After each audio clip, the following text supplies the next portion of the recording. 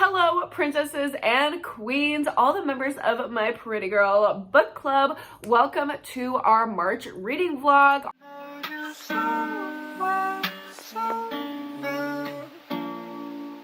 Obviously, our pick this month is The Housemaid by Frida McFadden. There is so much controversy around this book. I am so excited to get into it. Well, actually, I'm already into it. I am about a quarter of the way through, so I already have some updates for you guys. But if you don't know what this book is about, you probably should know before you go into this video. I am going to be getting into spoilers and all that good stuff, as I do every single month in the book club reading vlog. But The Housemaid is following this scrappy little girl who's been living out of her car. She just got out of prison and she's trying to get her life back. So in order to do that, she starts working for this family who is super rich, and she is their live-in nanny. She is the housemaid, and she's treated really horribly, but she's fine. She's gonna keep working there because she can't get a job anywhere else. She's kind of desperate, down on her luck, and then things start happening as she notices some creepy stuff going on, and the wife just seems really unhinged, and she starts an affair with the husband. Kind of classic domestic thriller plot unfolding here. So let me give you my update. So right now I'm about a little over a quarter of the way through the book, and the book is really interesting. It's really engaging. It has that juicy kind of domestic thriller writing where you just like eat it up. Like, at least I do. I don't know. I just eat up that shit. I just give me the drama, give me the juice, and that is what the story has. I love our unhinged mom character. Our main character is fine. She's sympathetic. Like, she's the bitch I'm gonna steal your life of the bitch I'm gonna steal your life plot. But I just cannot get a read on the mother character. She is so interesting to follow because in some scenes she's like this put together perfect rich lady, and then in other scenes she's a train wreck. So I can really see what our main character is going through, like feeling super uneasy and uncomfortable in this house. But here's the deal, and this is where a little bit of the controversy is coming in already. This book feels like a carbon copy of The Last Mrs. Parrish. Now, there are some elements that are changed, but the overall feeling and overall plot is really similar to one of my favorite books of all time, The Last Mrs. Parrish. And this is the thing with Frida McFadden that people talk about on the internet, is that a lot of her books are just carbon copies of traditionally published thrillers, just like changed enough so where she won't get in trouble. And I think that's a little fucked up, but I'm also only like a little over a quarter of the way through. So it could just be that it's a similar setup and there's going to be completely different twists and all of that jazz. I am going to keep reading and I will let you know what I think. I have my coffee here to wake me up, and I did my Tirani s'mores latte, so I'm living for it. It is so early in the morning, but I have a packed day today. So as I get ready and make myself not look like this, I'm going to listen to a little bit more of the audio. It is on KU. I believe all Frida McFadden's books are on KU, but I also wanted to listen along with this one just to check out the quality of her audiobooks, because I know she's like kind of a newer author. She's indie published, so I was curious, and so far I am liking the audio. I'm going to listen to a little bit more while I beautify myself, and I'll be back for an update eventually. Okay, y'all, what the hell? What the hell? What's going on? This is crazy. This is weird. I feel dirty reading this. I actually could not put this book down. It's actually so much later in the day. I have already had a couple meetings and I keep in between trying to get other things done, but I keep going back to this book. I'm about 50% of the way through. I just feel wrong reading this though. Like, it just feels icky. It just feels wrong. It feels like I'm cheating on one of my favorite books. I love Liv Constantine so much. They are an author duo and they're just like these, I believe they're sisters. They're like these cute little sisters. I would be so unimaginably pissed if I were them. If I was that duo who just like had this amazing idea, put in so much hard work with my sister to like create this little baby child. Like, I know authors think of books as their babies. If I put in all that work in my baby and then somebody ripped it off and was making all this money, no, because I'm pissed. I'm pissed because here's the thing. Here's the other layer, is that this book is good. But is it good because Freida McFadden wrote it, or is it good because it's my favorite book ripped off? I don't know. I genuinely do not know. All I know is that I'm having a good time, but I'm mad about it. It's so weird. It's so weird. Ew. I don't know how to feel about this book. I genuinely do not know how to feel.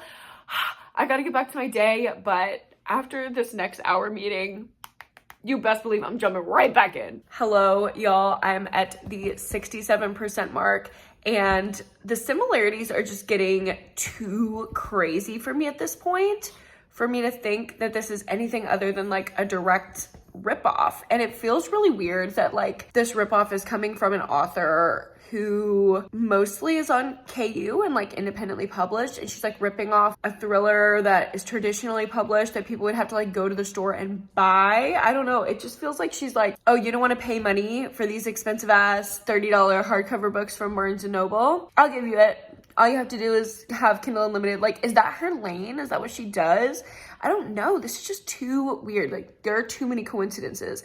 Like, if you've read The Last Mrs. Parrish, then you know about the Broadway show scene. And like, that is the pivotal scene in The Last Mrs. Parrish. When I tell you in The Housemaid, it was the same exact pivotal scene.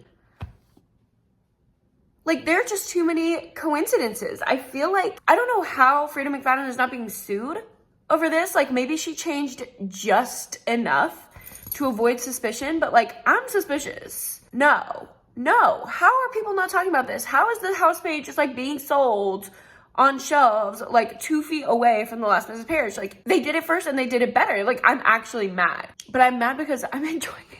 Like, I'm still eating it up, but like, would I rather just reread The Last Mrs. Parrish? I don't know. Like, this is ridiculous to me personally. This is crazy. Maybe this one's a little bit darker.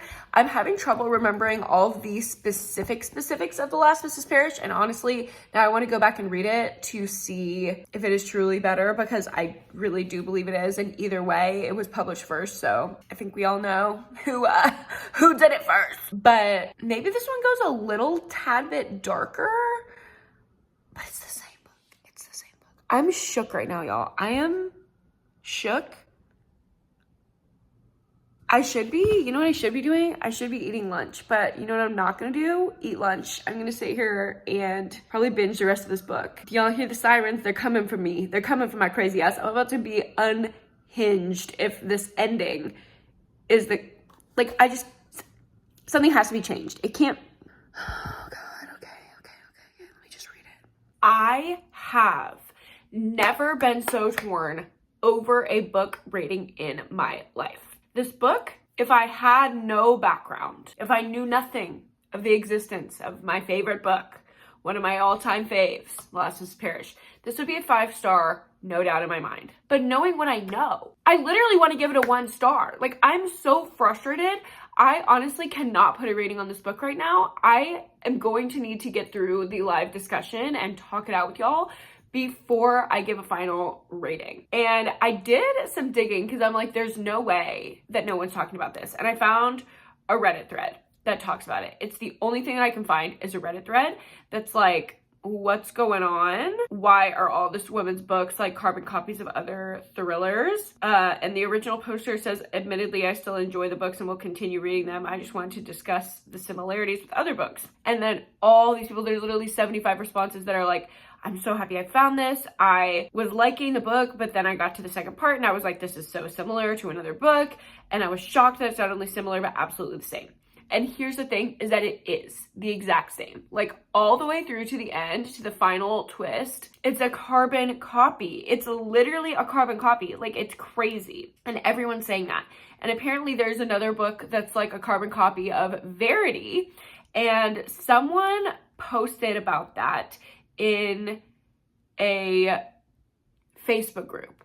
and said like, what's going on with this author? Well, Frida was a part of the group. So all the posts disparaging Frida get deleted. Girl, what? Like, you've been found out. Like, you've been found out. Like, stop getting the post deleted. We all know. And she had a statement. She posted a statement in response to like someone tearing apart her book that allegedly is a carbon copy of Verity, which I totally believe it because this was copy and paste from one of my favorite books, and I'm ready to go to war for Liv Constantine. I will go to war. But I want to read Frida McFadden's statement about her other book. This has nothing to do with Housemaid, but it just rubbed me the wrong way. So I'm going to read it for you. This is what she said. Based on the reviews I received, I have since read Verity. So we believe that? Colleen Hoover is undoubtedly a very talented writer. I have nothing but respect for her, but I do believe her book is very different from mine aside from the plot points. She's written a romantic suspense, which by nature involves a lot of sex and is not meant to represent true brain injury. Her book is largely about the relationship of a woman and her children. I had heard about her book before publishing, and I was a little concerned, but friends told me there are only so many plots out there and everyone makes each idea their own. I can guarantee there are no pieces of dialogue that are the same. That would be impossible. Perhaps Hoover is also a fan of Rebecca, Jane Eyre, and Gone Girl, and we were both inspired by the same things. I would not be so vain as to think she has read my book. Is that like throwing shade at Colleen Hoover, saying like, oh, she's so vain to think that I would copy? Ew, like that just rubs me the wrong way. There's no way that this amount of similarities could show up. I don't care. And like people in the comments of this Reddit thread, some people are defending her, saying like, if the same plots couldn't be written and like didn't exist, then explain like all these haunted house books that have like the same kind of like copy and paste plot. Like, this is not a tropey book where you're walking into like a slasher and you know what's kind of gonna happen. This is not a haunted house story. This is a thriller which had never had anything written like it before that came out in, I believe, 2016, 2017, whenever Last Mrs. Parrish came out. And then a few years later, another thriller doing the exact same thing. And previously had not been done. That would be like if you've read Behind Her Eyes by Sarah Pinborough. You know about that crazy twist. Can you imagine another book with that twist coming out now, years later, after Behind Her Eyes has been a thing? Everyone would be like, it's been done. We can't be having this again. We've seen it. And to me, I feel like the Last Mrs. Parrish is not as popular as something like Behind Her Eyes. Like, I think a lot of people have read it. It's a bestseller, but it's not lauded the way that these other like super popular thrillers are lauded. It's more of like, if you're not like a thriller reader, you might have picked it up, but chances are you have not.